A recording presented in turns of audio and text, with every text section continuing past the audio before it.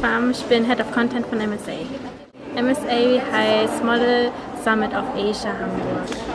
Und da kommen dann verschiedene Gremien aus Südostasien und Ostasien zusammen und tagen hier. MSA ist organisatorisch eine diplomatische Simulation, wie die Model United Nations.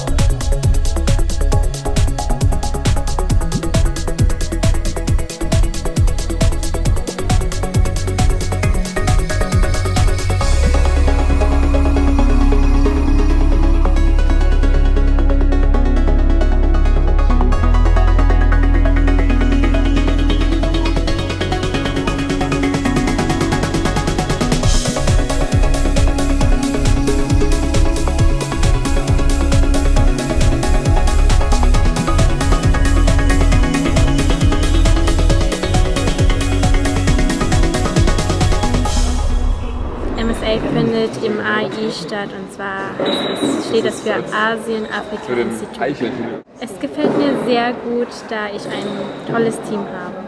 Ich verspreche mir aus der Teilnahme, dass ich neue Leute kennenlerne. Zur MSA kommen internationale Studenten aus verschiedenen Fakultäten, die an politischen Debatten interessiert sind.